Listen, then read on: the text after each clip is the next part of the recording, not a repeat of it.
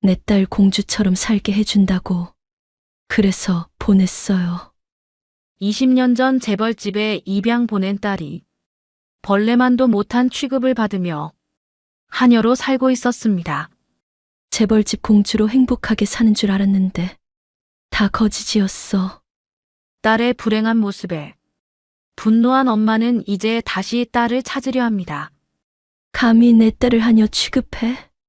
당신들 집안 내가 박살낼 거야. 이야기 시작 전에 구독, 좋아요 눌러주시고 어디에서 보고 계신지도 댓글로 남겨주시면 반갑게 인사드리겠습니다. 금쪽 같은 내 딸이 재벌집에서 벌레 취급을 받고 있었습니다. 최순떡 씨는 올해 65입니다. 서울 동대문 근처 중국집에서 배달 일을 하며 근근히 살아가고 있었어요. 40년 가까이 타던 오토바이 뒤에는 늘 배달통이 매달려 있었습니다.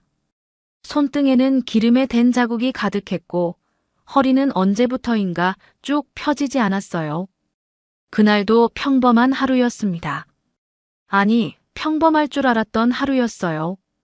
오후 2시 명동으로 가는 배달이 들어왔습니다. 짜장면 3그릇에 탕수육 1접시였어요. 순떡 씨는 서둘러 배달통을 챙겨 오토바이에 올라탔습니다. 아이고, 벌써 30분이나 지났네. 사장님한테 또 혼나겠어.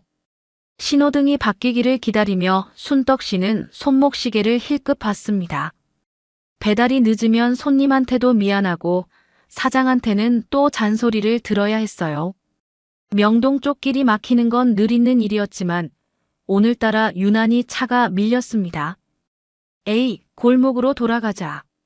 순떡 씨는 큰 길을 벗어나 백화점 뒷골목으로 오토바이를 몰았습니다. 그때였어요. 명동 한복판, 그 유명한 백화점 정문 앞이 눈에 들어왔습니다. 검은색 벤틀리 한 대가 백화점 입구에 멈춰 섰습니다.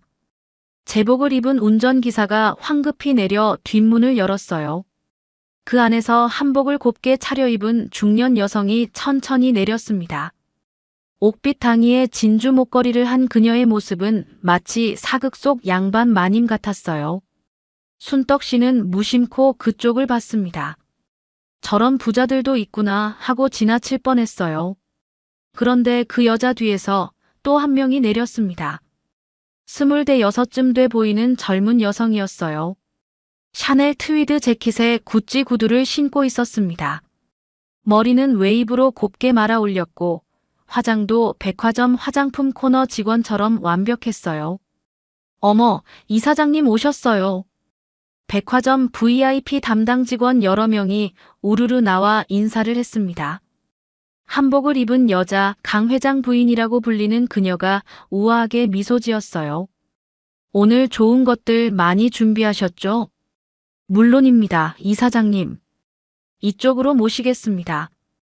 그들이 VIP 라운지로 향하는데 강 회장 부인이 뒤에 선 젊은 여자의 어깨를 감싸 안았습니다. 우리 딸 서희예요. 예쁘죠? 직원들이 일제히 박수를 쳤어요. 어머, 따님이 정말 아름다우세요. 이 사장님 닮아서 기품이 넘치시네요. 순떡 씨는 그 장면을 멍하니 바라봤습니다. 뭔가 마음에 걸리는 게 있었어요. 저 젊은 여자가 낯이 익었습니다. 어디서 본 것 같은데 기억이 나지 않았어요. 1시간쯤 지났을까요?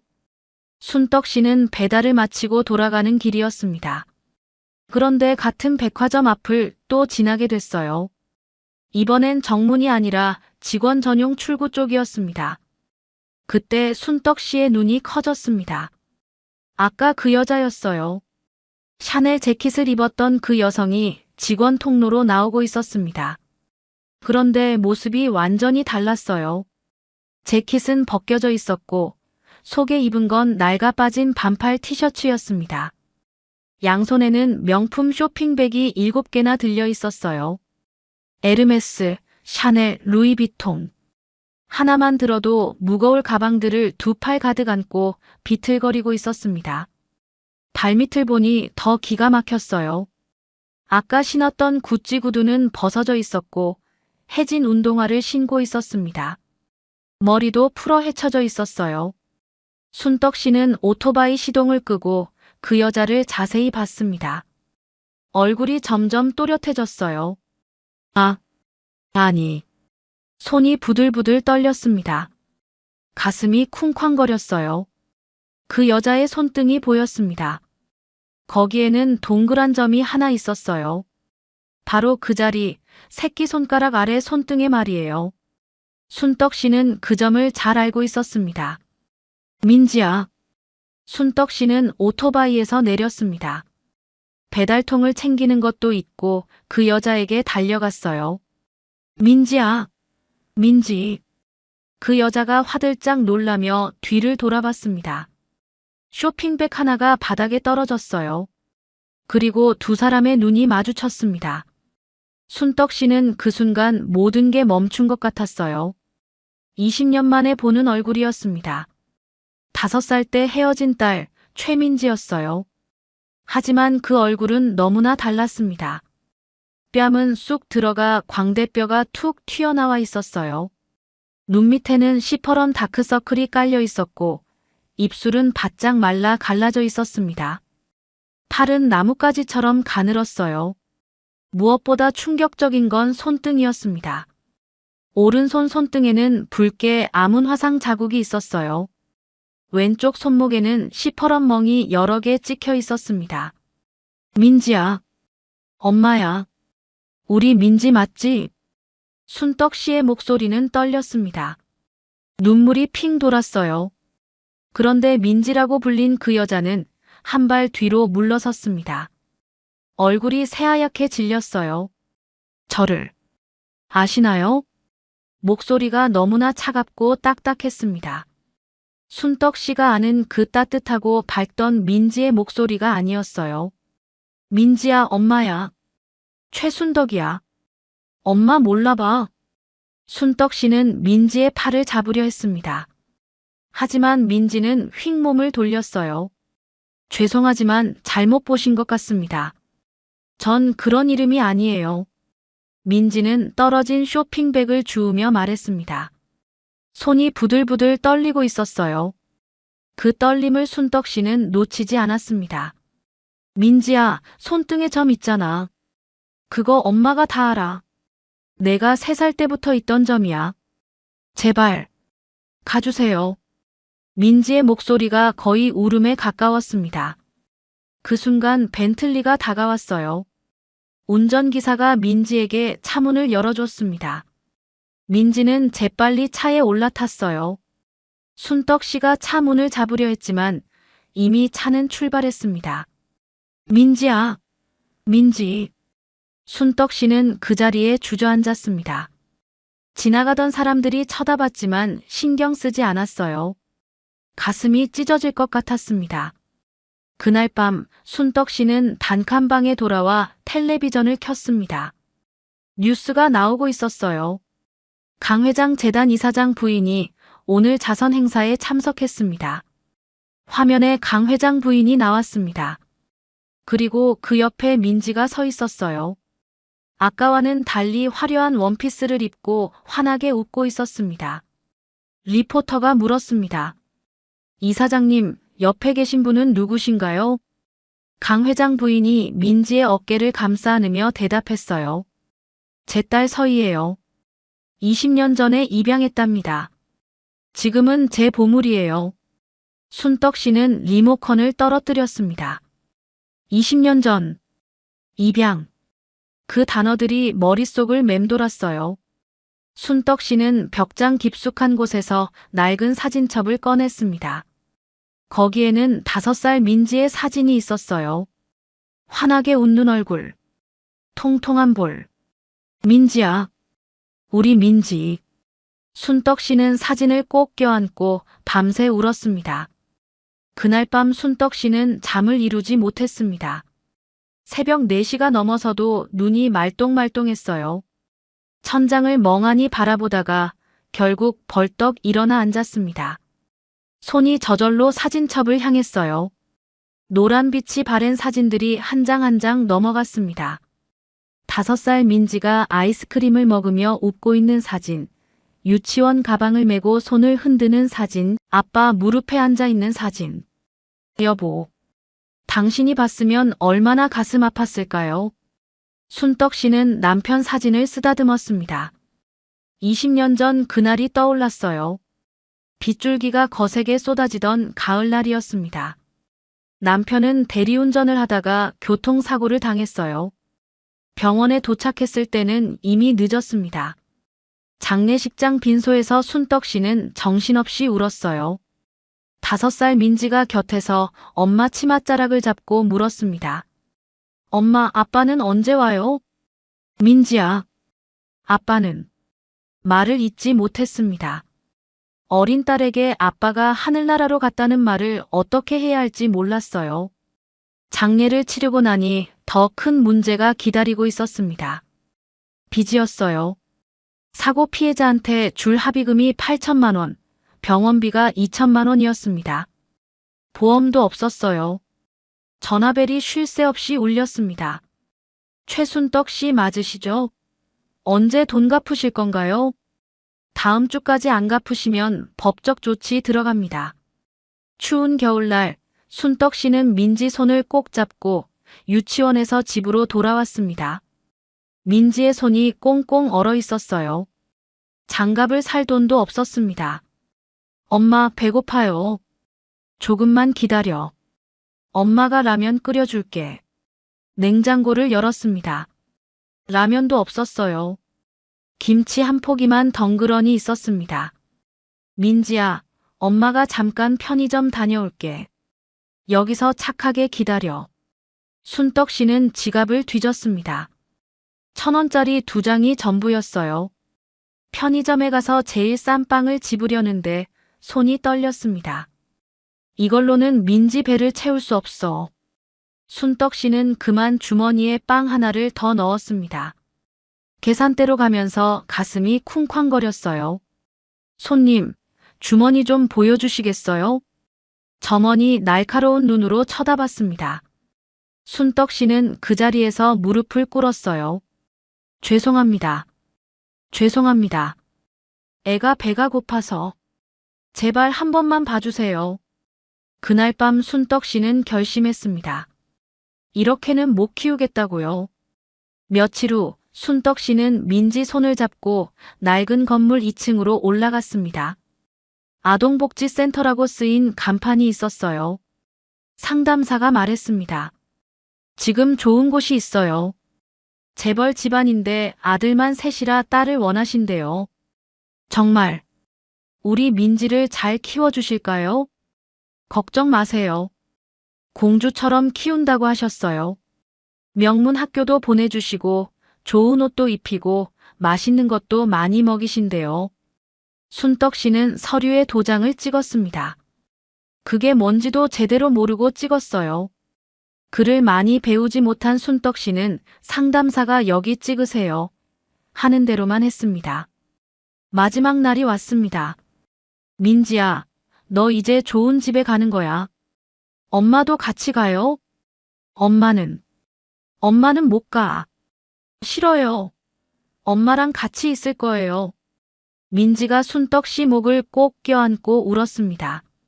순떡 씨도 참았던 눈물이 터졌어요. 민지야, 엄마가 너한테 밥도 못 해주고 옷도 못 사주고 장갑도 못 사주잖아.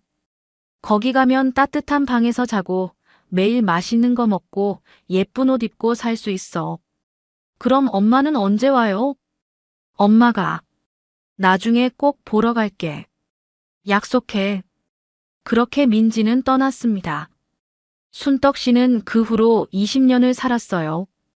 중국집에서 배달을 하고 식당에서 설거지를 하고 새벽 청소를 했습니다. 손가락 마디마디가 휘고 허리가 굽었지만 참았어요. 그래도 내 딸은 재벌집에서 공주처럼 잘 살고 있겠지. 그게 유일한 위로였습니다. 텔레비전에서 가끔 강 회장 가족 이야기가 나왔습니다. 10년 전쯤이었을까요? 뉴스에서 봤어요. 강 회장 부인이 불우한 아이를 입양해 화제입니다. 화면에 어린 민지가 나왔습니다. 예쁜 원피스를 입고 피아노를 치고 있었어요. 강 회장 부인이 인터뷰를 했습니다. 입양은 정말 큰 축복이에요. 서희는 제 친딸이나 다름없답니다. 순떡 씨는 눈물을 훔쳤습니다. 잘 됐다. 내 딸이 저렇게 행복하구나. 5년 전에도 방송에 나왔습니다. 봉사활동을 하는 민지의 모습이었어요. 요양원 할머니들을 돌보며 환하게 웃고 있었습니다. 그런데 2년 전부터는 방송에서 민지를 볼 수가 없었습니다. 강 회장 부인만 나왔어요. 따님은 요즘 어떻게 지내시나요? 리포터가 물었습니다. 아, 서희는 건강상 이유로 집에서 쉬고 있어요. 강 회장 부인의 표정이 뭔가 어색했습니다. 순떡 씨는 그냥 지나쳤어요. 설마 무슨 일이 있겠어요. 하지만 어제 명동에서 본 민지의 모습은 달랐습니다. 방송에서 보던 그 환한 얼굴이 아니었어요. 뼈만 앙상하게 남은 얼굴, 손등의 화상 자국, 손목의 멍. 순떡 씨는 벌떡 일어나 휴대전화를 집었습니다. 같은 식당에서 일하는 경숙 언니한테 전화를 걸었어요. 여보세요, 언니. 순떡아, 이 새벽에 무슨 일이야? 언니, 혹시 강남 쪽 재벌 집안 아는 사람 없어요? 갑자기 왜? 무슨 일 있어? 제 딸이요. 20년 전에 입양 보낸 딸이 거기 있는 것 같아요.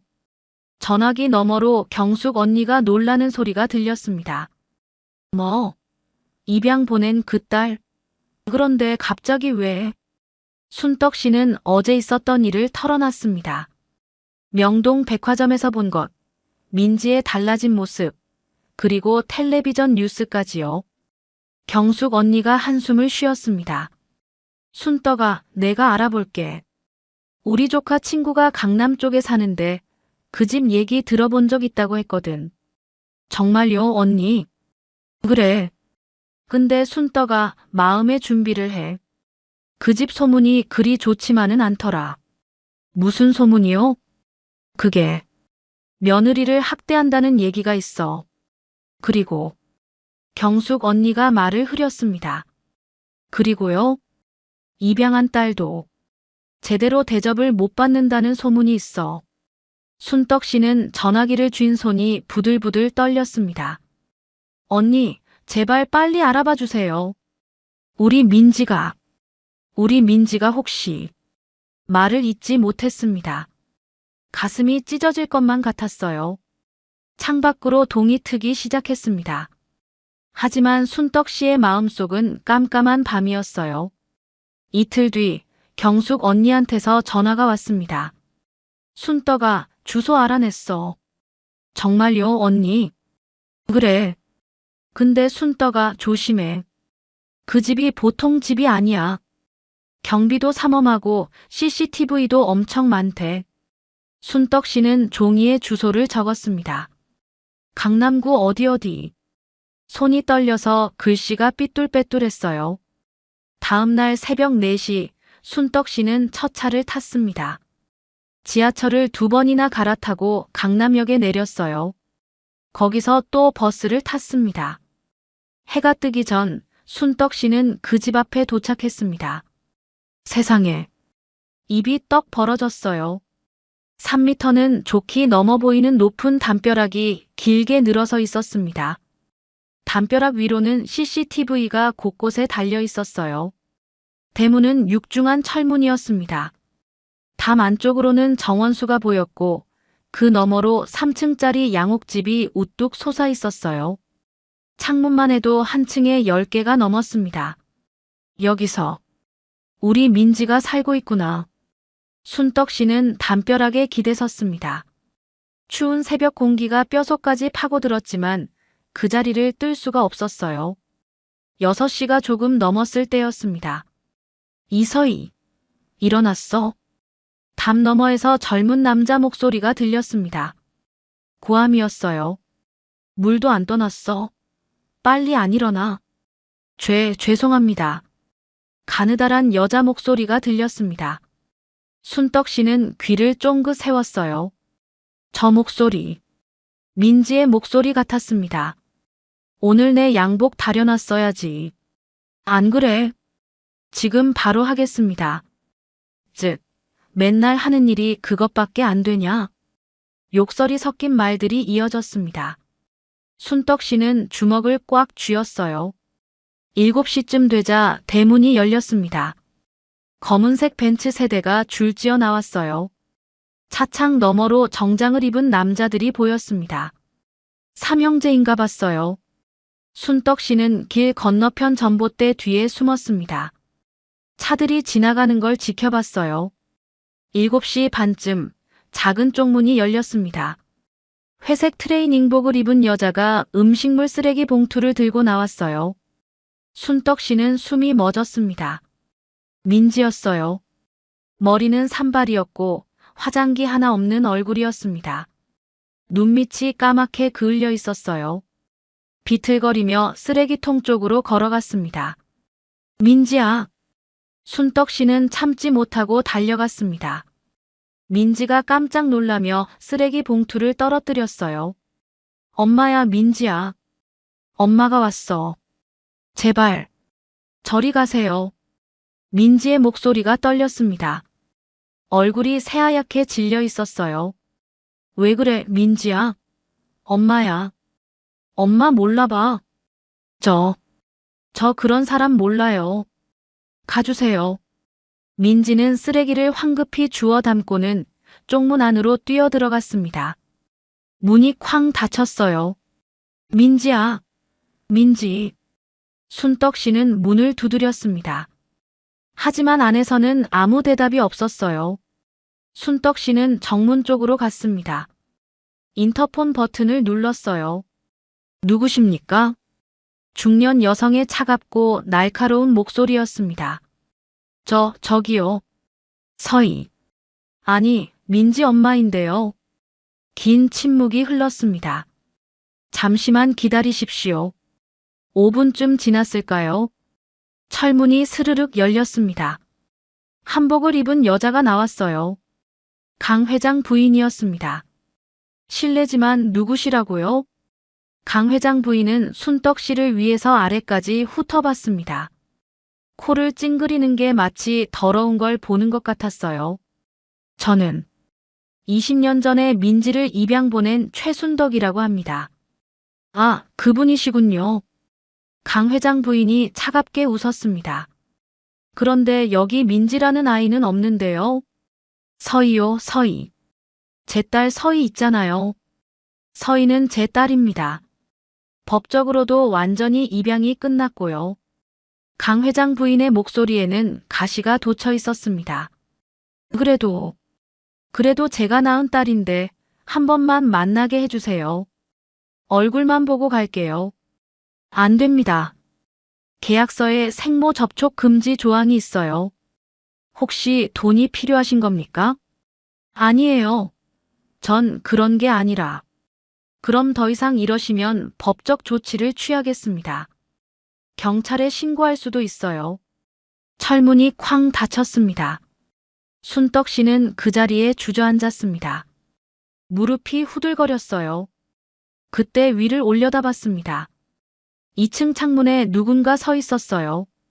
민지였습니다. 민지는 유리창에 손바닥을 대고 있었어요. 입모양으로 뭔가 말하고 있었습니다. 엄마. 순떡 씨도 손을 흔들었습니다. 그 순간 누군가 민지를 뒤에서 잡아당겼어요. 커튼이 확 닫혔습니다. 민지야. 민지. 순떡 씨는 한참을 그 자리에 서 있었습니다. 점심때쯤 순떡 씨는 근처 슈퍼에 들어갔습니다. 주인 아주머니가 물었어요. 뭘 찾으세요? 아, 저기요. 혹시 저 큰 집 아세요? 담벼락 높은 집 말이에요. 아, 강 회장 댁요? 그럼요, 유명하죠. 재벌이에요, 재벌. 거기 딸이 있다던데요. 주인 아주머니가 고개를 갸웃했습니다. 딸이요? 아들만 셋인데요? 아니, 입양한 딸이요. 아, 그애요? 잘 못 봐요. 집 밖에 안 나오는 것 같던데. 가끔 쓰레기 버리러 나오는 거 본 적은 있어요. 어떻게 생겼던가요? 글쎄요, 머리가 항상 풀어 헤쳐져 있고 얼굴이 많이 상해 보이던데요. 맨날 고개를 푹 숙이고 다녀서 제대로 본 적은 없어요. 순떡 씨는 슈퍼에서 나왔습니다. 가슴이 답답했어요. 저녁 6시, 순떡 씨는 다시 그 집 앞으로 갔습니다. 쪽문이 열리기를 기다렸어요. 6시 반쯤 쪽문이 열렸습니다. 민지가 또 쓰레기를 들고 나왔어요. 민지야. 순떡 씨는 조용히 불렀습니다. 민지가 화들짝 놀라며 뒤를 돌아봤어요. 엄마야. 무서워하지 마. 엄마가 널 도우러 온 거야. 민지의 눈에서 눈물이 주르륵 흘렀습니다. 하지만 입에서 나온 말은 충격적이었어요. 엄마. 엄마가 저를 팔았다면서요? 뭐? 무슨 소리야? 도박 빚이 있어서 저를 담보로 보냈다고요. 3억이나 되는 빚이. 아니야. 엄마는 그런 적 없어. 누가 그런 거짓말을. 거짓말이에요? 정말요? 민지의 목소리가 떨렸습니다. 그럼 왜 20년 동안 한 번도 안 찾아오신 거예요? 민지야, 엄마가. 그때 안에서 목소리가 들렸습니다. 서희야, 뭐 하는 거야? 민지는 황급히 쓰레기통에 봉투를 던지고 문 안으로 뛰어들어갔습니다. 엄마, 제발 이제 안 오세요. 엄마가 오시면 저 죽어요. 문이 쾅 닫혔습니다. 순떡 씨는 그 자리에 멍하니 서 있었습니다. 도박빚, 3억, 담보, 모두 거짓말이었습니다. 순떡 씨는 평생 도박을 한 적이 없었어요. 빚도 없었습니다. 누군가 민지에게 거짓말을 한 겁니다. 순떡 씨는 주먹을 불끈 쥐었습니다. 그날 저녁 순떡 씨는 경숙 언니를 만났습니다. 언니 도와주세요. 우리 민지가 뭔가 잘못됐어요. 경숙 언니는 순떡 씨의 손을 꽉 잡았습니다. 순떡아, 내가 꼭 만나봐야 할 사람이 있어. 최 여사라고 작년까지 그 집에서 일했던 분이야. 정말요? 응. 근데 그분이 목욕탕에서만 만나자고 하시더라. 아무도 안 듣는 데서 얘기하자고. 이틀 후 순떡 씨는 경숙 언니를 따라 동네 목욕탕으로 갔습니다. 한증막 안에서 50대 후반쯤 돼 보이는 여자가 기다리고 있었어요. 순떡 씨 맞으시죠? 저는 최 여사라고 합니다. 최 여사는 주위를 살피고 나서 문을 꼭 닫았습니다. 아무도 못 들어오게 하려는 거였어요. 민지. 아니, 서희 엄마시죠? 네, 맞아요. 우리 딸 어떻게 지냈어요? 제발 말씀해 주세요. 최 여사는 한숨을 깊게 쉬었습니다. 일단 앉으세요. 이 얘기는 길어요. 순떡 씨는 나무 벤치에 앉았습니다. 손이 부들부들 떨렸어요.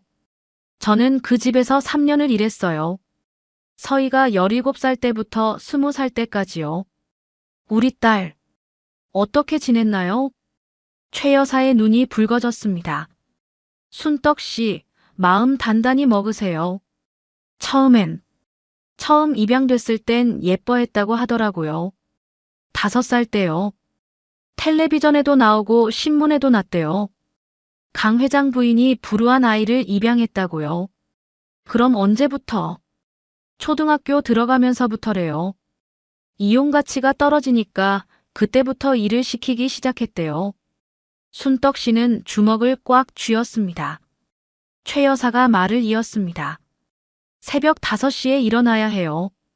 3층부터 1층까지 청소하고 새아들 도시락을 싸야 해요.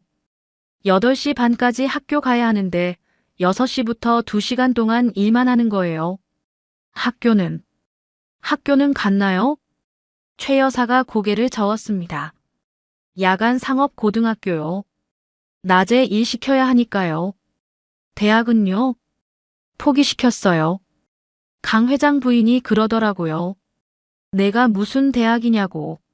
순떡 씨의 눈에서 눈물이 주르륵 흘렀습니다. 그럼 밥은요? 밥은 먹었겠죠? 최 여사가 씁쓸하게 웃었습니다. 밥이요? 새아들이 먹고 남은 거요.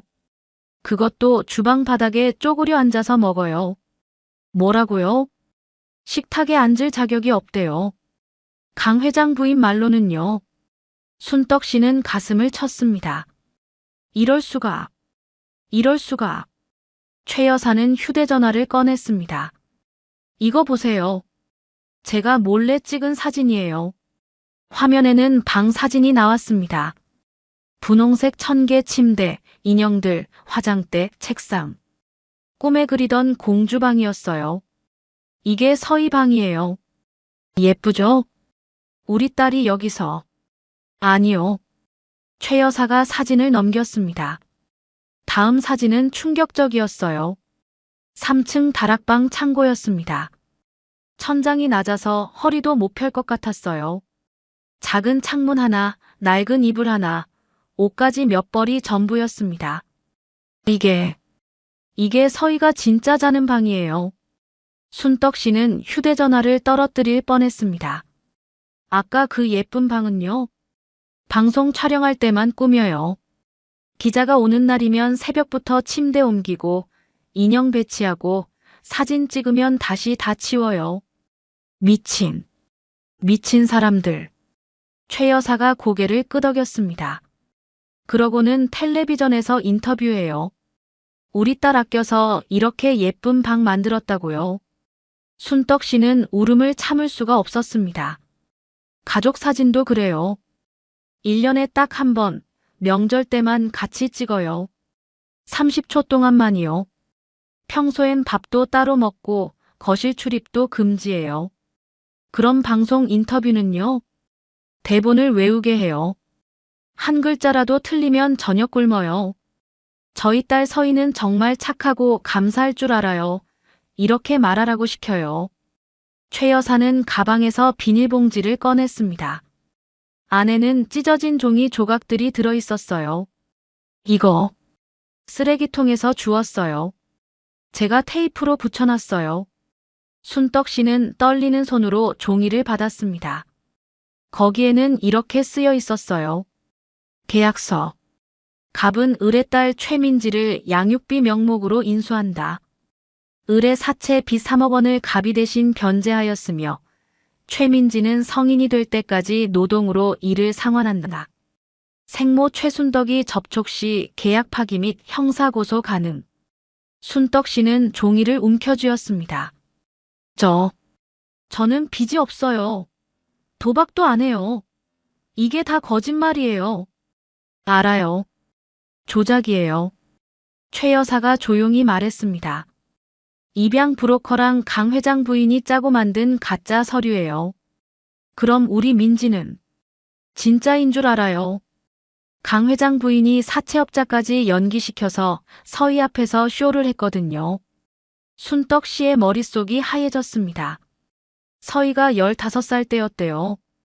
강 회장 부인이 남자 몇 명을 데려왔어요. 그 사람들이 서희 앞에서 소리쳤대요. 내 돈 내놔. 3억 원 당장 갚아. 그럼 강 회장 부인은 그때 나타나서 말했대요. 제가 갚아드리겠습니다. 대신 이 아이가 평생 우리 집에서 일할 겁니다. 그 후로 서희는 강 회장 부인 말을 거역하지 못했어요. 내가 내 엄마 빚을 갚아줬다. 평생 갚아라. 이렇게 세뇌를 한 거예요. 순떡 씨는 바닥에 주저앉았습니다. 그럼 우리 딸이 20년 동안 거짓된 죄책감 때문에. 네. 그리고 19살 때 또 각서를 쓰게 했어요. 또요? 성인이 되면 계약이 끝나잖아요. 그래서 새 각서를 강제로 쓰게 했어요. 자발적으로 가사 도우미로 일한다. 외부에 공개하면 엄마를 고소한다. 이런 내용이요. 최 여사가 순떡 씨 어깨를 두드렸습니다. 순떡 씨, 서희는 지금도 엄마를 지키려고 그렇게 사는 거예요. 엄마가 감옥 갈까봐, 엄마한테 피해 갈까봐요. 순떡 씨는 목이 메어 말을 할 수가 없었습니다. 한참을 울고 난 뒤 순떡 씨는 최 여사를 똑바로 봤습니다. 최 여사님 도와주세요. 우리 딸 구해주세요. 어떡해요? 지금 그 집에서 일하는 사람 있죠? 그 사람한테 연락할 수 있나요? 최 여사가 잠시 생각하더니 고개를 끄덕였습니다. 필리핀에서 온 이모가 있어요. 로즈라고 해요. 그분한테 부탁 좀 할 수 있을까요? 돈이 필요할 거예요. 고향에 애들 둘 있거든요. 공부시켜야 해서 돈이면 뭐든 할 거예요. 순떡 씨는 가방에서 통장을 꺼냈습니다. 여기 제가 평생 모은 돈이에요. 8천만 원 좀 넘어요. 전부 쓸 거예요. 우리 딸 구하는데요. 최 여사의 눈이 커졌습니다. 순떡 씨, 제발 도와주세요. 우리 민지 그 지옥에서 꺼내주세요. 두 여자는 한참을 손을 맞잡고 울었습니다. 다음 날 아침, 순떡 씨는 은행에 갔습니다. 전액 해지하시는 거죠? 창구 직원이 통장을 보며 물었어요. 네, 다 찾을 거예요. 8,200만 원이신데 확실하세요? 혹시 보이스피싱은 아니신지? 아니에요. 제가 써야 할 때가 있어서 그래요. 순떡 씨는 떨리는 손으로 현금을 가방에 담았습니다. 40년 가까이 푼푼히 모은 돈이었어요. 생선 비린내 맡으며 식당 설거지하며 새벽 청소하며 모은 돈이었습니다. 하지만 후회는 없었어요. 이 돈으로 민지를 구할 수 있다면요. 그날 저녁 최 여사가 연락을 했습니다. 순떡 씨, 로즈한테 연락했어요. 만나자고 하네요. 정말요? 네, 근데 조심해야 해요. 로즈도 걸리면 쫓겨나거든요. 이틀 후, 순떡 씨는 저녁 7시에 그 집 근처 골목에서 기다렸습니다. 쓰레기 수거 시간이었어요. 쪽문이 열리고 필리핀 여자가 쓰레기 봉투를 들고 나왔습니다. 40대 중반쯤 돼 보였어요. 로즈 씨? 순떡 씨가 조용히 불렀습니다. 로즈가 놀라며 주위를 둘러봤어요. 최 여사가 보낸 사람이에요. 제발 도와주세요. 순떡 씨는 쇼핑백을 건넸습니다. 안에는 현금 300만 원이 들어 있었어요. 로즈가 가방을 살짝 열어보더니 눈이 휘둥그레졌습니다. 이게 다 뭐예요? 제 딸을 도와주시면 돼요. 어렵지 않아요. 순떡 씨는 작은 봉투 하나를 더 꺼냈습니다. 안에는 쪽지와 싸구려 휴대전화가 들어 있었어요.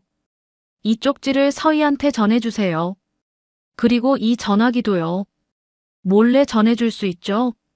로즈가 망설였습니다. 안주인이 무서워요. 걸리면 저 쫓겨나요. 안 걸려요. 최 여사가 방법을 다 알려줬어요. CCTV 사각지대도 있고요. 정말 300만 원 주는 거예요? 네, 지금 가방에 다 들어있어요. 로즈는 긴 침묵 끝에 고개를 끄덕였습니다. 알겠어요. 해볼게요. 순떡 씨는 로즈의 손을 꼭 잡았습니다. 고맙습니다. 정말 고맙습니다. 그날 밤 순떡 씨는 잠을 이룰 수가 없었습니다. 민지가 쪽지를 받았을까? 전화기를 숨길 수 있었을까? 온갖 걱정이 머릿속을 맴돌았어요. 다음 날 오후 2시 새 휴대전화가 울렸습니다. 순떡 씨는 벌떡 일어나 전화기를 집어들었어요. 문자가 와 있었습니다. 엄마. 정말 엄마 맞아요? 저 민지예요. 순떡 씨의 손이 부들부들 떨렸습니다. 눈물이 주르륵 흘렀어요. 그래, 민지야. 엄마야. 엄마가 왔어. 엄마. 저 어떡해요? 20년 동안 속았어요. 알아, 다 알아. 엄마 빚 없어. 도박도 안 해. 다 거짓말이야. 정말요? 그럼 제가. 민지의 문자가 끊겼습니다. 한참을 기다렸지만 답장이 없었어요. 10분쯤 지나서 다시 문자가 왔습니다. 엄마, 죄송해요. 누가 와서 숨겼어요. 괜찮아. 천천히 얘기해도 돼. 엄마, 저 여기서 죽고 싶어요. 순떡 씨의 가슴이 철렁 내려앉았습니다. 민지야, 그런 소리 하지 마. 엄마가 널 꼭 꺼내줄게. 근데 엄마가 감옥 간다고 했어요. 제가 도망가면요. 거짓말이야. 엄마 안 가. 걱정하지 마. 잠시 후 민지한테서 긴 문자가 왔습니다. 엄마, 2층 안방에 금고가 있어요. 비밀번호는 051이에요. 제 생일이에요. 금고. 거기에 나쁜 것들이 많이 있어요. 비자금 장부, 탈세 증거, 병역 브로커 명함. 그리고 제 일기장도 있어요. 순떡 씨는 숨을 죽이고 문자를 읽었습니다. 그리고요, 큰아들이 바람 피우는 사진들도 있어요. 호텔에서 찍은 거요. 왜 그런 게 있어? 협박용이에요. 아들들이 말 안 들으면 아내들한테 보내겠다고 협박해요. 순떡 씨는 주먹을 불끈 쥐었습니다. 이 집안은 썩을 대로 썩었어요. 민지야, 조금만 기다려. 엄마가 반드시 널 구해줄게. 엄마. 무서워요. 근데 엄마가 왔다는 거 알고 나니까 조금 힘이 나요. 그래, 힘내. 엄마 믿어. 순떡 씨는 경숙 언니한테 전화를 걸었습니다. 언니, 금고 열 수 있는 사람 아는 사람 없어요? 금고? 무슨 금고? 그 재벌집 금고요. 증거를 빼내야 해요. 경숙 언니가 한참 생각하더니 말했습니다. 우리 동네에 흥신소 있잖아. 거기 사장님이 전직 형사 출신이야. 한번 물어볼까? 정말요? 제발 부탁드려요. 이틀 후 순떡 씨는 허름한 간판의 사무실을 찾아갔습니다. 24시 심부름센터라고 쓰여 있었지만 사실은 흥신소였어요. 어서 오세요. 무슨 일로 오셨나요? 60대 초반쯤 돼 보이는 남자가 물었습니다. 박 소장이라고 했어요. 순떡 씨는 그동안의 일을 다 털어놨습니다. 입양 보낸 딸, 20년의 학대, 거짓 계약서, 그리고 금고 이야기까지요. 박 소장은 얘기를 듣더니 눈시울이 붉어졌습니다. 이 나쁜 것들. 알겠습니다. 제가 도와드리겠습니다. 비용이 얼마나 드나요? 금고 침투가 500만 원, 아들들 뒷조사가 300만 원입니다. 위험한 일이거든요. 순떡 씨는 망설이지 않고 대답했습니다. 하겠습니다. 돈은 있어요. 박 소장이 고개를 끄덕였습니다. 그럼 준비하겠습니다. 일단 그 집 구조부터 파악해야 해요. 순떡 씨는 로즈한테 다시 연락했습니다. 추가로 300만 원을 주고 집 구조도를 그려달라고 했어요. 사흘 후 로즈가 그린 구조도를 받았습니다. 3층 저택의 구조, 안방 위치, 금고 위치, CCTV 12대의 위치, 그리고 사각지대 3곳까지 표시돼 있었어요. 박 소장이 구조도를 보며 고개를 끄덕였습니다. 이 정도면 할만합니다. 근데 강 회장 부인이 외출하는 날을 알아야 해요. 순떡 씨는 로즈를 통해 강 회장 부인의 일정을 알아냈습니다. 다음 주 목요일 오후 2시 재단 이사회가 있다고 했어요. 보통 밤 9시에 돌아온다고 했습니다.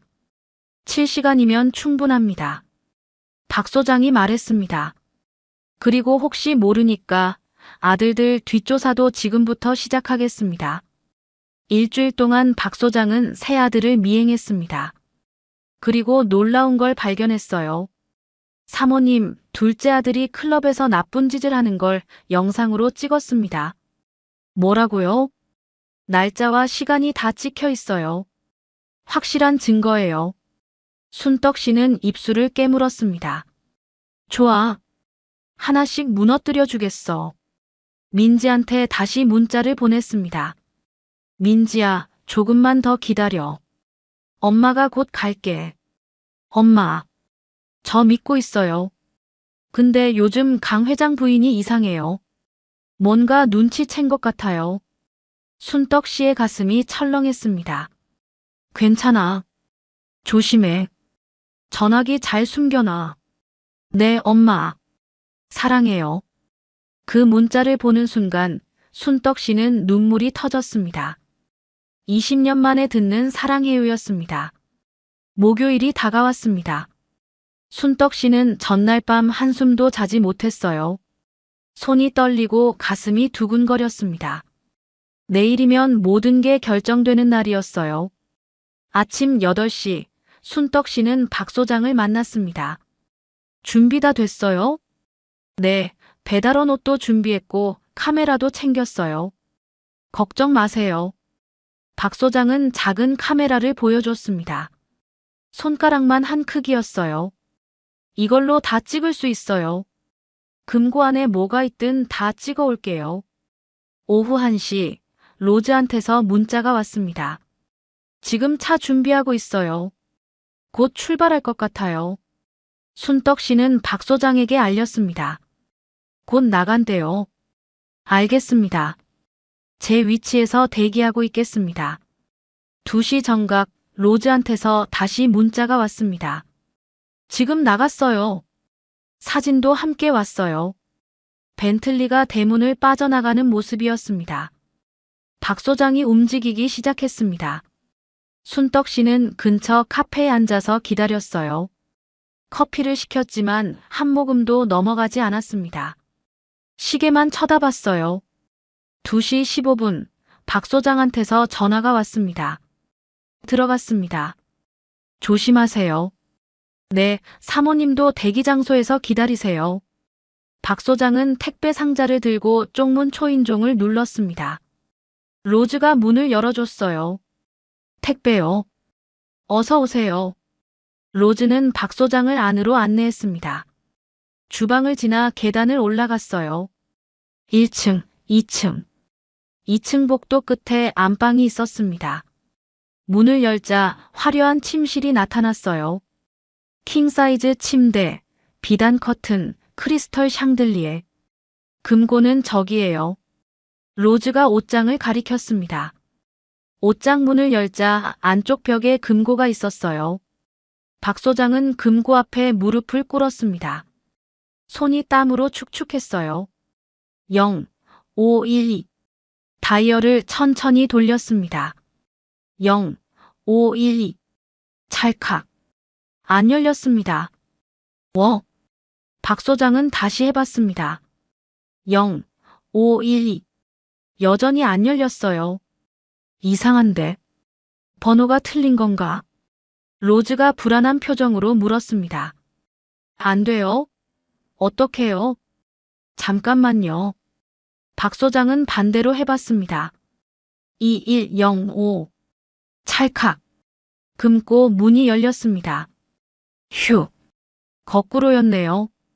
금고 안에는 서류 뭉치가 가득했습니다. 앨범도 3권 있었고 USB도 여러 개 있었어요. 박 소장은 카메라를 꺼내 하나씩 찍기 시작했습니다. 비자금 장부 마이너스 10억 단위. 클릭. 재단 후원금 횡령 내역. 클릭. 차명 계좌 리스트. 클릭. 앨범을 열었습니다. 첫 번째 앨범에는 큰아들이 호텔에서 찍은 사진들이 가득했어요. 다른 여자와 침대에 누워있는 사진이었습니다. 얼굴이 선명하게 나왔어요. 두 번째 앨범에는 둘째 아들이 클럽에서 찍은 사진들이었습니다. 하얀 가루를 코로 들이마시는 장면도 있었어요. 박 소장은 빠르게 사진을 찍어 나갔습니다. 그때 낡은 공책 하나가 눈에 띄었습니다. 표지에 서희라고 쓰여 있었어요. 일기장이었습니다. 박 소장은 첫 페이지를 펼쳤습니다. 2018년 3월 5일. 오늘도 맞았다. 이유는 밥을 늦게 했다고. 손등에 뜨거운 물을 끼얹었다. 너무 아프다. 박 소장의 손이 떨렸습니다. 중간쯤 펼쳤습니다. 2019년 10월 10일. 오늘 방송 인터뷰. 행복해요 라는 말을 50번 연습했다. 카메라 꺼지자마자 뺨을 맞았다. 나는 누구인가? 진짜 나는 어디에 있는가? 박 소장은 눈시울이 뜨거워졌지만 정신을 차리고 계속 촬영했습니다. 15분이 지났습니다. 갑자기 순떡 씨 전화기가 울렸습니다. 로즈였어요. 큰일 났어요. 차가 돌아오고 있어요. 뭐라고요? 내비게이션 봤더니 15분 거리래요.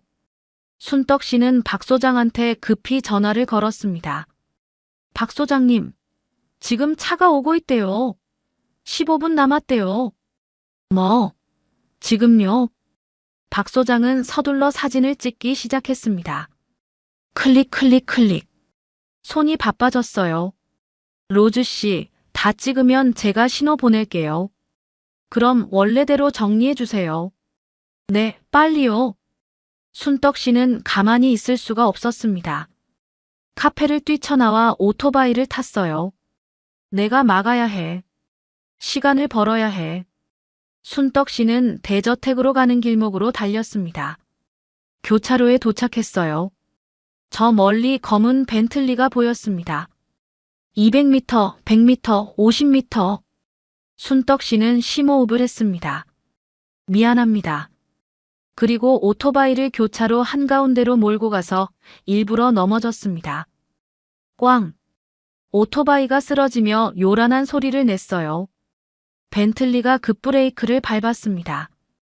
끽! 깍! 순떡 씨는 바닥에 쓰러진 채 다리를 붙잡았습니다. 아이고 다리야. 운전기사가 황급히 내렸습니다. 괜찮으세요? 뒷좌석에서 강 회장 부인도 내렸습니다. 이게 무슨 일이에요? 죄송합니다. 브레이크가 안 밟혀서. 순떡 씨는 계속 다리를 붙잡고 있었습니다. 구급차 불러야겠어요. 아니에요. 괜찮아요. 뭐가 괜찮아요?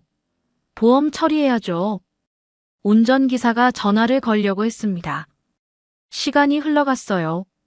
3분, 5분, 7분. 순떡 씨 전화기가 진동했습니다.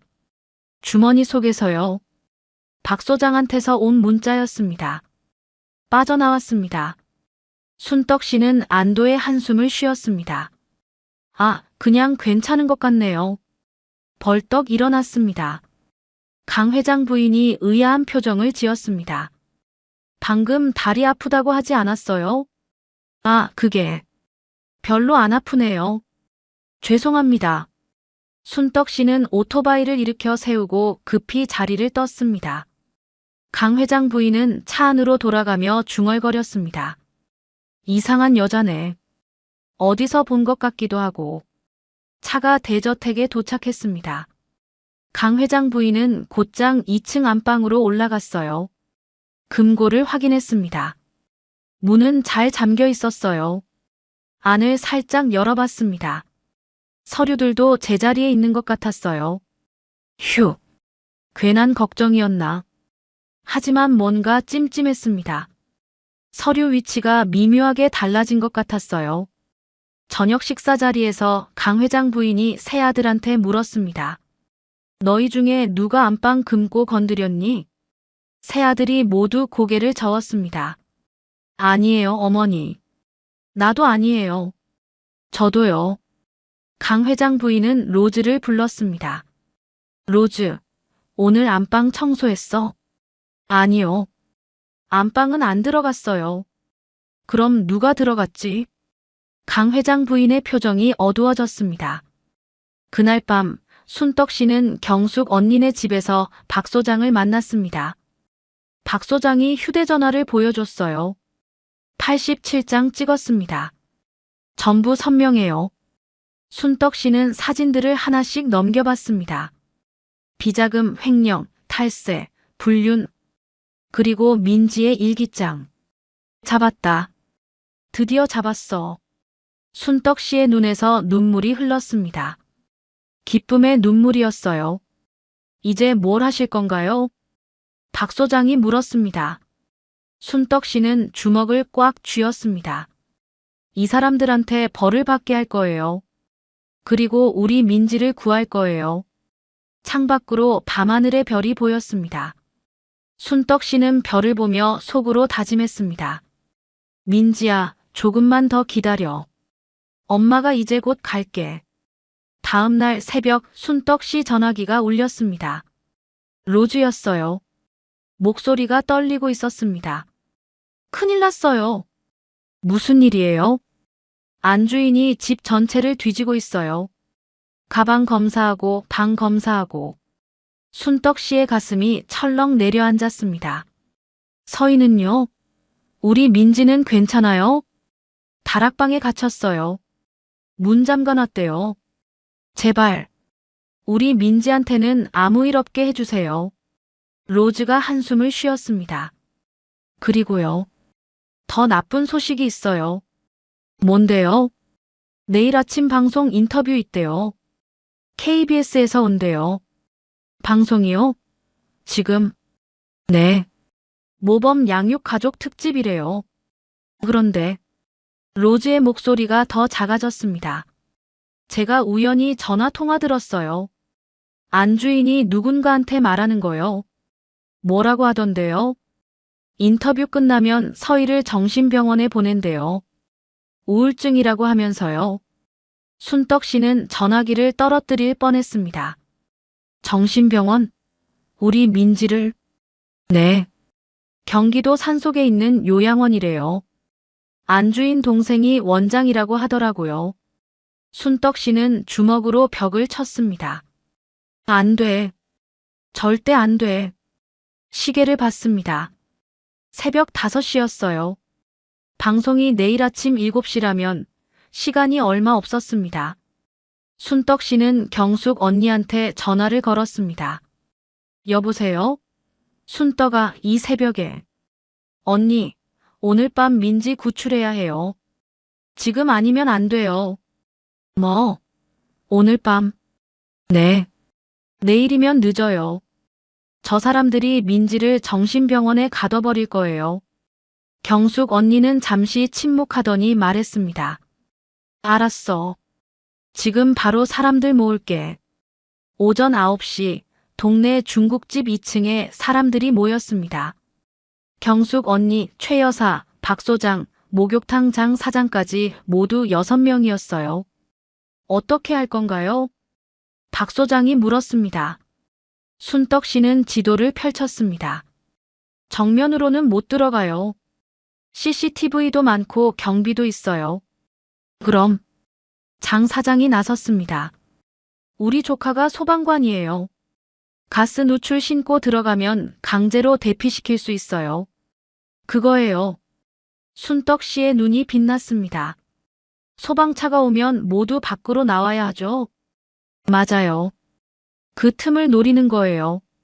작전이 짜였습니다. 오후 9시에 가짜 가스 누출 신고를 하고 소방차 2대를 출동시킵니다. 혼란을 틈타 뒷문으로 민지를 빼내고 구급차로 위장한 차에 태워 도망치는 계획이었어요. 위험해요. 걸리면 어떡해요? 최 여사가 걱정스럽게 말했습니다. 그래도 해야 해요. 우리 민지를 구해야 한다고요.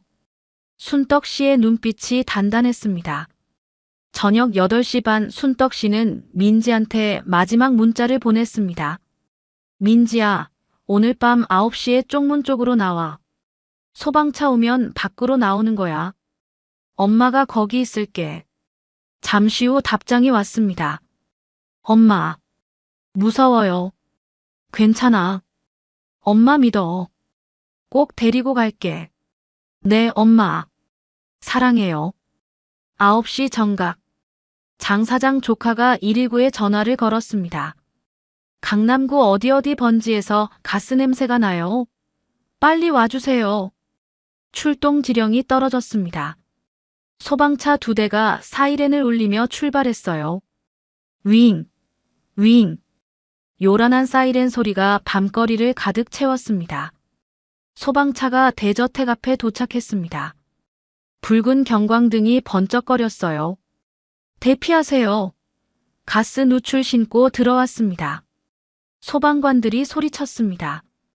철문이 열리고 강 회장 부인이 나왔습니다. 무슨 일이에요? 우리 집에서 가스 냄새는 무슨? 확인해야 합니다. 일단 밖으로 나와주세요. 새아들도 나왔고 로즈도 나왔습니다. 동네 사람들도 우르르 몰려들었어요. 그 혼란 속에서 순떡 씨는 쪽문으로 달려갔습니다. 로즈가 미리 비밀번호를 알려줬습니다. 1234. 문이 열렸습니다.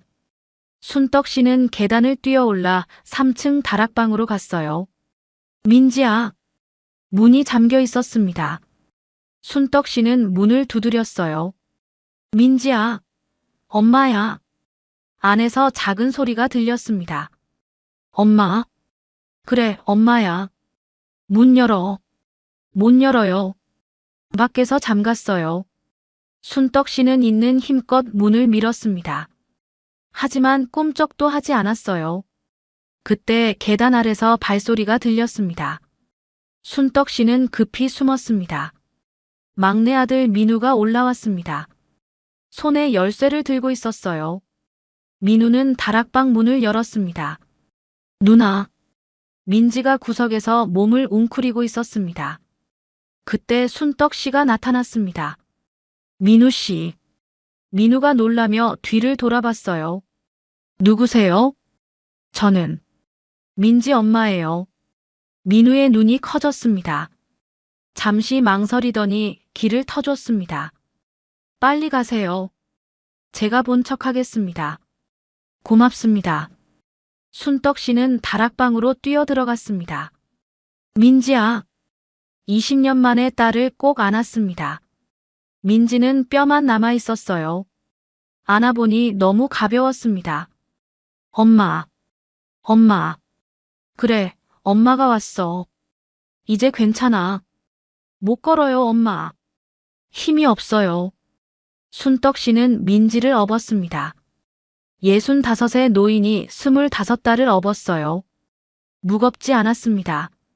너무 가벼워서 오히려 가슴이 아팠어요. 계단을 내려가는데 1층에서 소리가 들렸습니다. 이상 없습니다. 가스 누출 아닌 것 같은데요. 그럼 뭐예요? 장난이에요? 강 회장 부인의 목소리였습니다. 순떡 씨는 서둘러 뒷문으로 빠져나갔습니다. 밖에는 하얀 승합차가 대기하고 있었어요. 경숙 언니 남편이 운전하고 있었습니다. 빨리 타요. 순떡 씨는 민지를 차에 태웠습니다. 차가 출발했습니다. 사이렌을 울리며 병원 가는 척했어요. 3분쯤 지났을까요? 대저택에서 비명소리가 들렸습니다. 서희야. 서희. 강 회장 부인이 다락방이 비어있는 걸 발견한 거였어요. 하지만 이미 늦었습니다. 순떡 씨와 민지는 멀리 떠난 후였어요. 차 안에서 순떡 씨는 민지를 꼭 안고 있었습니다. 이제 괜찮아. 이제 아무도 너 못 건드려. 민지는 순떡 씨 품에서 조용히 울었습니다. 엄마. 배고파요. 그 말에 순떡 씨도 울음을 터뜨렸습니다. 알아. 엄마가 맛있는 거 다 해줄게. 김치찌개, 된장찌개, 갈비찜. 내가 좋아하는 거 다 해줄게. 차는 경숙 언니네 집 지하로 향했습니다. 거기가 당분간 숨을 곳이었어요.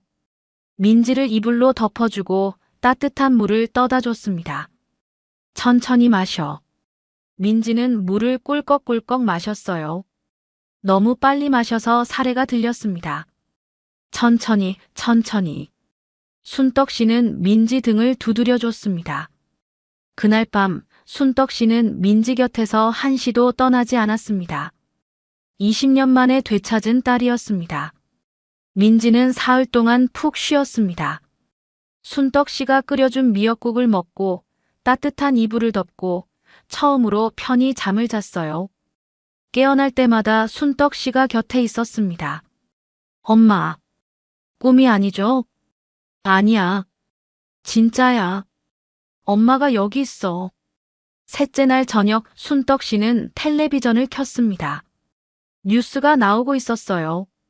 강 재단 이사장 된 양딸이 실종됐습니다. 화면에 강 회장 부인이 나왔습니다. 눈물을 흘리며 인터뷰를 하고 있었어요. 제 딸 서희가 우울증으로 가출한 것 같아요. 부디 무사히 돌아오길 바랍니다.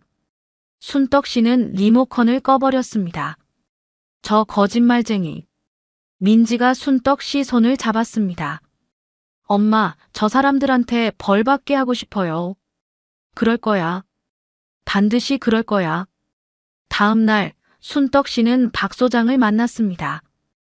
영상 편집 준비됐어요? 네. 방송국 PD 출신 친구한테 부탁했어요. 5분짜리로 만들 거예요. 박 소장이 노트북을 펼쳤습니다. 화면에 편집 구성안이 나왔어요. 첫 부분에는 텔레비전 인터뷰 장면을 넣을 거예요. 강 회장 부인이 입양은 축복이다. 서희는 제 딸이다. 이렇게 말하는 거요. 그 다음은요. 바로 금고에서 찍은 사진들이죠.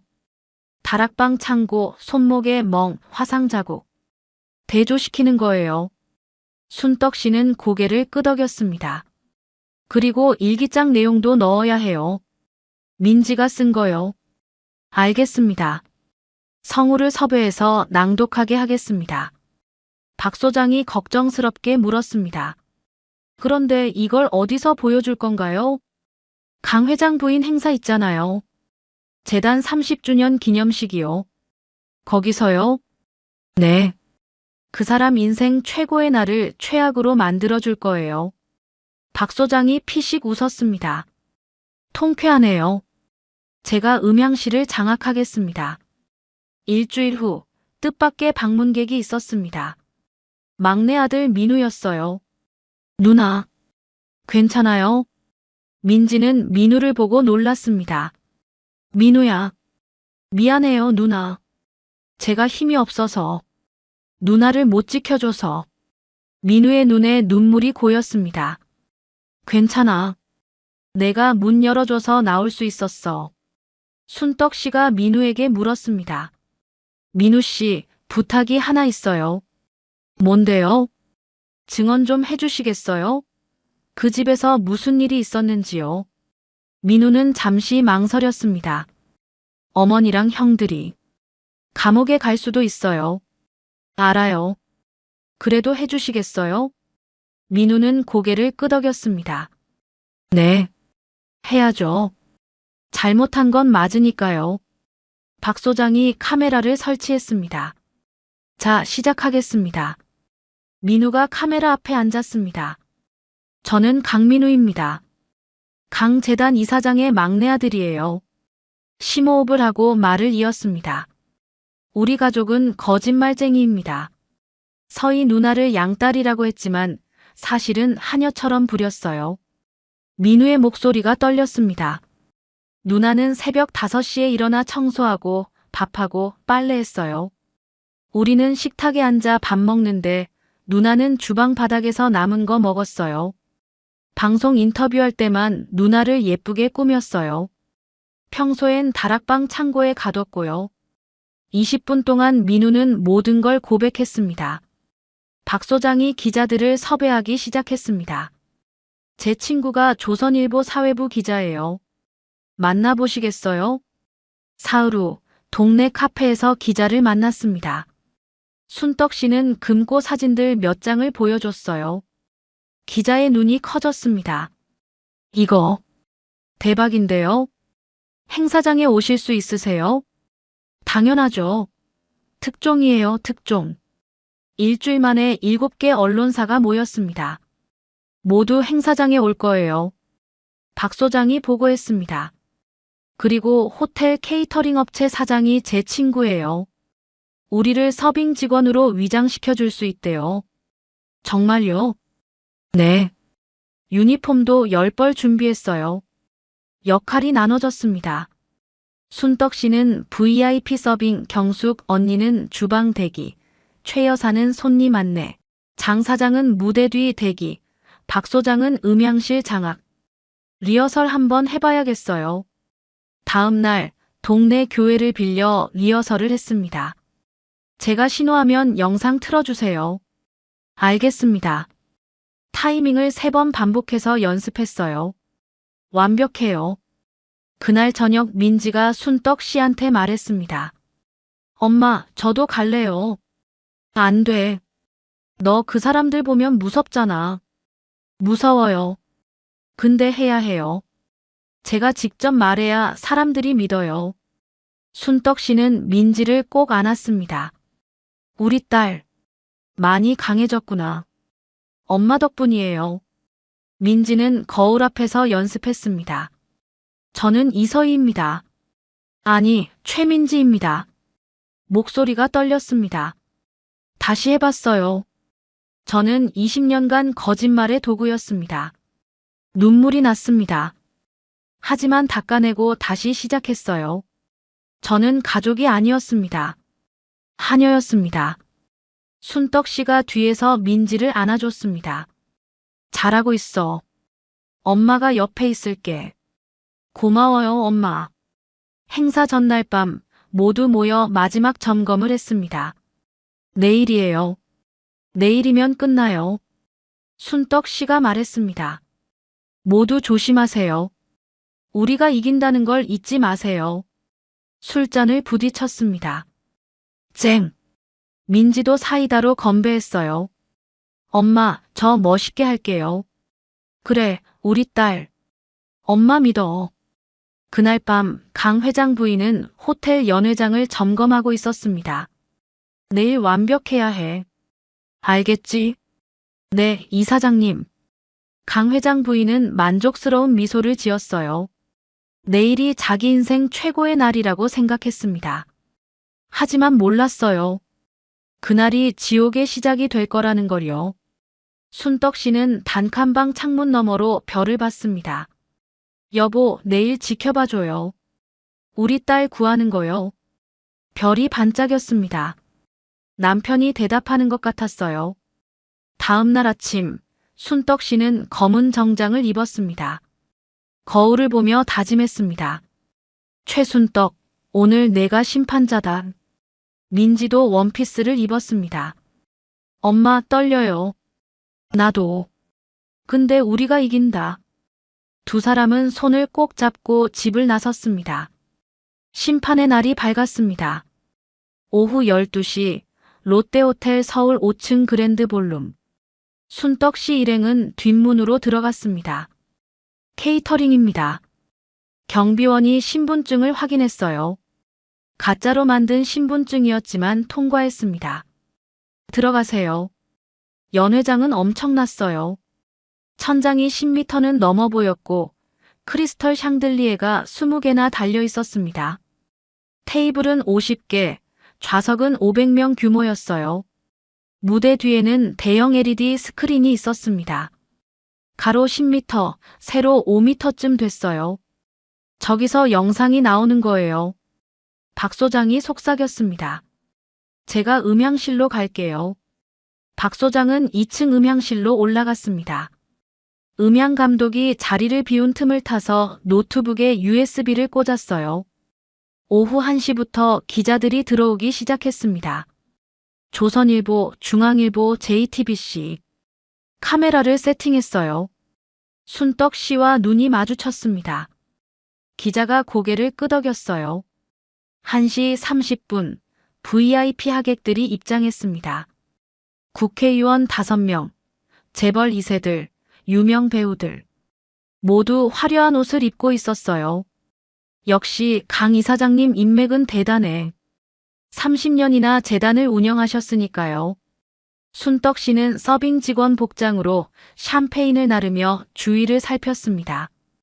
오후 2시 정각. 강 재단 이사장님 입장하십니다. 사회자가 외쳤습니다.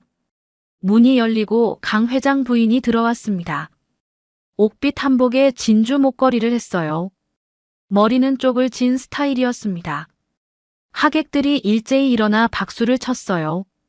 짝짝짝. 강 회장 부인은 우아하게 미소 지으며 걸어갔습니다. 마치 여왕처럼요. 뒤따라 세 아들이 들어왔습니다. 큰아들 민호, 둘째 민재, 막내 민우. 모두 정장을 입고 있었어요. 막내 민우만 표정이 어두웠습니다. 고개를 숙이고 걸었어요. 저 막내는 왜 저래? 누군가 수군거렸습니다. 개회식이 시작됐습니다. 강 재단 30주년 기념식을 시작하겠습니다. 국민일에 애국가 연주가 끝나고 이사 대표가 환영사를 했습니다. 강 이사장님의 헌신적인 노력으로 10분 동안 재단 역사를 설명했어요. 순떡 씨는 주먹을 꽉 쥐고 들었습니다. 드디어 강 회장 부인이 단상에 올랐습니다. 존경하는 내외 기빈 여러분. 강 회장 부인의 목소리는 차분하고 우아했습니다. 오늘 이 뜻깊은 자리에 함께 해주셔서 감사합니다. 원고를 읽기 시작했어요. 우리 재단은 투명하게 운영되고 있습니다. 순떡 씨는 속으로 웃었습니다. 거짓말. 불우한 아동 100명을 지원하고 있습니다. 또 거짓말. 특히 저는 20년 전 입양한 딸을 통해 입양의 아름다움을 배웠습니다. 뻔뻔한 거짓말쟁이. 오늘 서희도 함께할 예정이었으나 강 회장 부인이 빈 의자를 가리켰습니다. 건강상 이유로 불참하게 됐습니다. 여러분의 양해 부탁드립니다. 하객들이 아쉬워했습니다. 딸 얼굴 보고 싶었는데. 순떡 씨는 박 소장을 쳐다봤습니다. 박 소장이 고개를 끄덕였어요. 이제다. 박 소장이 리모컨 버튼을 눌렀습니다. 순간 스크린이 지직거렸습니다. 강 회장 부인이 뒤를 돌아봤어요. 화면이 바뀌었습니다. 재단 로고가 사라지고 검은 화면이 나왔어요. 하얀 글씨가 떴습니다. 진실을 공개합니다. 객석이 술렁이기 시작했습니다. 뭐야, 저건? 영상이 시작됐습니다. 첫 장면은 텔레비전 인터뷰였어요. 5년 전 방송 화면이었습니다. 강 회장 부인이 말했습니다. 입양은 정말 큰 축복이에요. 서희는 제 친딸이나 다름없어요. 화면이 분할됐습니다. 왼쪽에는 방송 화면, 오른쪽에는 다락방 창고 사진이 나왔어요. 세상에. 하객들이 입을 벌렸습니다. 왼쪽 화면 서희 방을 정성껏 꾸몄어요. 오른쪽 화면 1평도 안 되는 창고, 낡은 이불 하나. 이게 뭐야? 민지의 목소리가 스피커로 흘러나왔습니다. 2019년 10월 10일. 오늘도 웃는 척했다. 카메라 꺼지자 맞았다. 나는 누구인가? 일기장 낭독이었어요. 슬픈 피아노 음악이 배경에 깔렸습니다. 오늘도 굶었다. 새아들이 먹고 남은 밥을 주방 바닥에서 먹었다. 엄마가 보고 싶다. 객석 여기저기서 눈물을 닦는 소리가 들렸습니다. 그리고 결정타가 나왔습니다. 둘째 민재가 클럽에서 하얀 가루를 코로 들이마시는 영상이었어요. 날짜와 시간이 선명하게 찍혀 있었습니다. 으악! 누군가 비명을 질렀습니다. 이어서 큰아들 민호가 호텔 침대에서 다른 여자와 있는 사진이 나왔어요. 얼굴에 모자이크가 없었습니다. 저게 박 교수 아니야? 세상에. 불륜이잖아. 카메라 플래시가 미친 듯이 터지기 시작했습니다. 강 회장 부인은 단상에서 소리쳤습니다. 당장 꺼요. 이거 조작이에요. 조작. 하지만 박 소장은 음향실 문을 잠가놓은 상태였어요. 영상은 멈추지 않았습니다. 강 회장 부인의 육성 녹음이 나왔습니다. 하녀 주제에 감히 밥상에 앉아 개처럼 기어다녀. 벌레 같은 것이 말대꾸를 해. 객석이 아수라장이 됐습니다. 이사장님, 할 말씀 있으세요? 기자들이 소리쳤어요. 바로 그때 연회장 연문이 열렸습니다.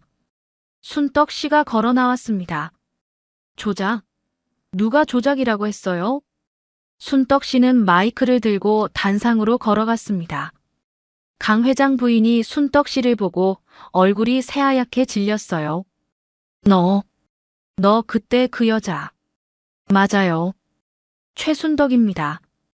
20년 전 당신한테 딸을 빼앗긴 사람이에요. 순떡 씨는 하객들을 향해 말했습니다.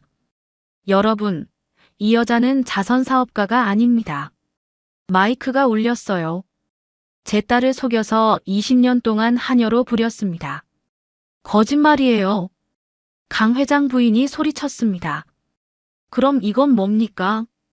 순떡 씨는 서류를 들어 올렸습니다. 가짜 계약서. 저는 빚이 없어요. 제 딸을 속인 거예요. 그때 객석 뒤쪽 문이 열렸습니다. 민지가 천천히 걸어 들어왔습니다. 하얀 원피스를 입고 머리를 단정히 묶고 떨리지만 당당하게 걸었어요. 모든 시선이 민지에게 쏠렸습니다. 민지는 단상 앞에 섰습니다. 마이크를 잡았어요. 저는 최민지입니다. 목소리가 떨렸습니다. 20년 동안 이서희로 살았습니다. 거짓말의 도구로요. 심호흡을 했습니다. 저는 가족이 아니었습니다. 하녀였습니다. 눈물이 흘렀지만 닦지 않았어요. 카메라 앞에서만 딸이었고 집에선 벌레였습니다. 강 회장 부인이 민지에게 달려들었습니다. 이 배은망덕한 것이. 손을 들어 올렸어요. 순떡 씨가 막아섰습니다. 우리 딸한테 손 떼지 마. 두 여자가 무대 위에서 몸싸움을 벌였습니다. 이 거지 같은 년이. 거지는 당신이야. 인간 쓰레기. 경호원들이 달려와 둘을 떼어놨습니다.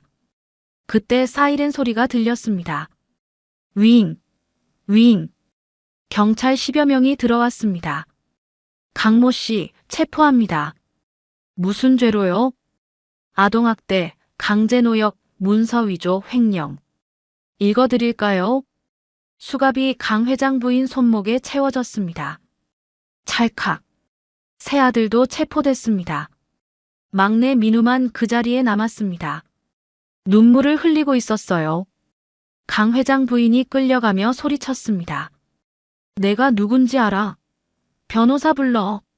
당장. 플래시가 폭풍처럼 터졌습니다. 객석에서 누군가 박수를 쳤습니다.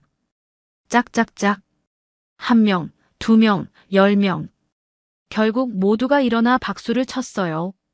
순떡 씨는 민지를 꼭 안았습니다. 잘했어, 우리 딸. 정말 잘했어. 엄마.